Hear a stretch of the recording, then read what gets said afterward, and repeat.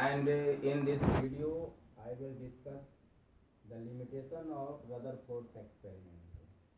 What were the Rutherford's observation during alpha particle bombardment on the gold foil, and what was the main postulate?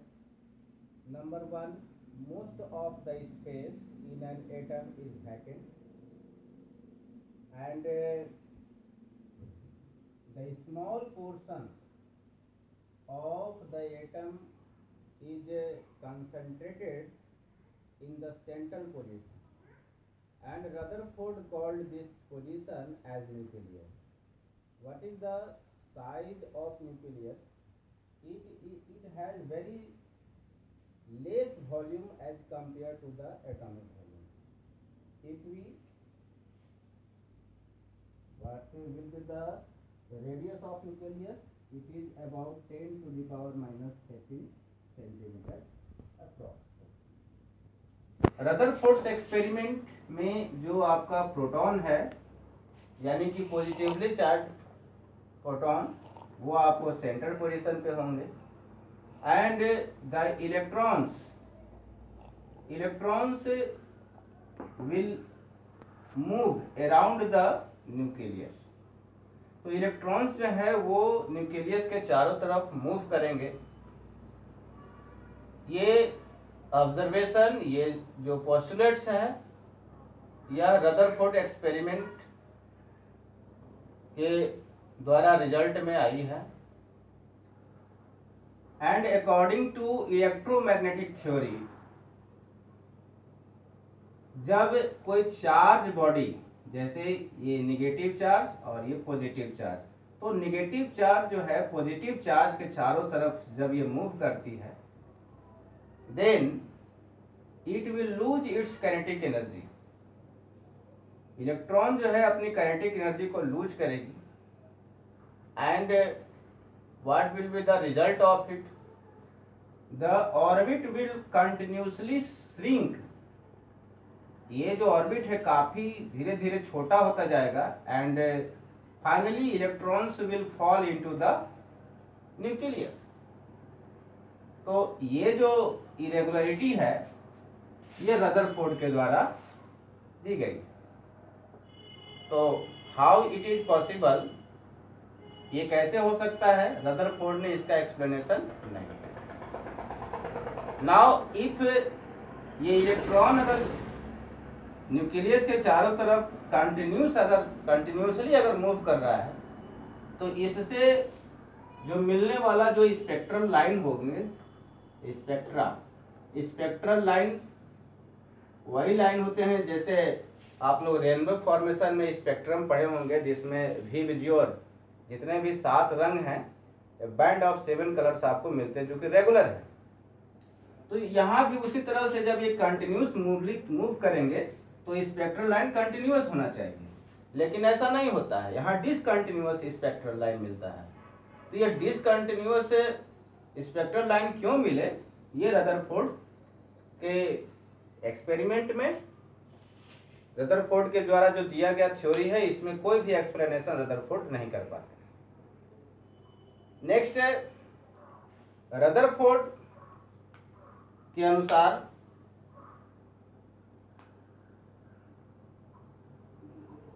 जो है और भी बहुत सारी irregularity देखने को मिलती है। तो चलिए इनके इरेगुलरिटी को आगे जो रिसर्च के रूप में सुधारा वो नील्स बोर ने सुधारा। तो नील्स बोर के अनुसार क्या है? अकॉर्डिंग टू नील्स बोर के अनुसार न्यूक्लियस जो है वो आपको सेंट्रल पोजीशन पे होते हैं, और न्यूक्लियस के चारों तरफ स्टेशनरी सर्कुलर ऑर्बिट, ये ऑर्बिट हैं सर्कुलर ऑर्बिट, जिनको स्टेशनरी सर्कुलर ऑर्बिट कहते हैं, और इनकी एनर्जी जो है वो फिक्स होती है। ये फिक्स्ड एनर्जी लेवल है, जैसे कि इनको के, एल, एम, इसी तरह से और भी। तो ये फिक्स्ड एनर्जी लेवल है, फिक्स्ड एनर्जी लेवल, या इसको डिस्क्रीट एनर्जी लेवल भी कहते हैं। डिस्क्रीट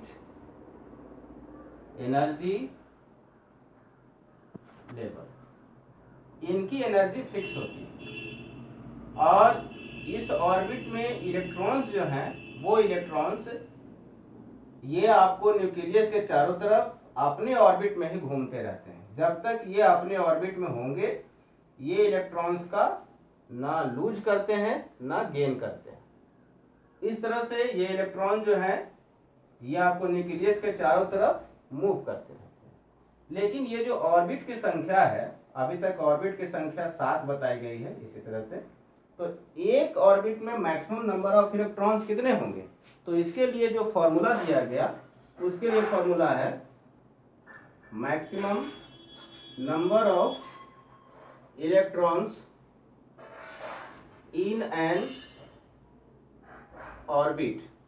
तो इसका फॉर्मूला 2n स्क्वायर है, where n is equal to number of orbit.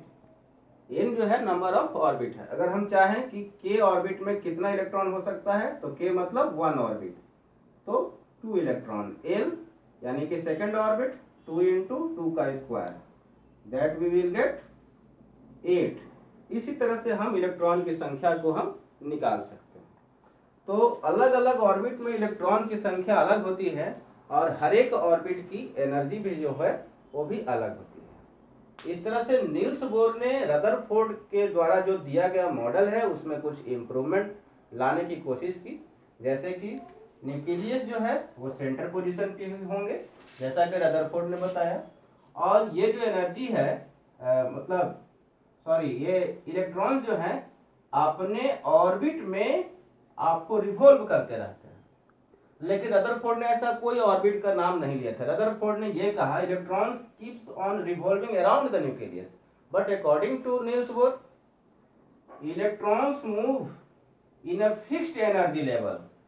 Electrons अपने ऑर्बिट में ही फिक्स होते हैं और घूमते रहते हैं, ये कंटिन्यूसली मूव करते हैं। जैसे मान लीजिए ये ऑर्बिट की जो एनर्जी है E1 है और इस ऑर्बिट की एनर्जी जो है E2 है और ये एनर्जी T है।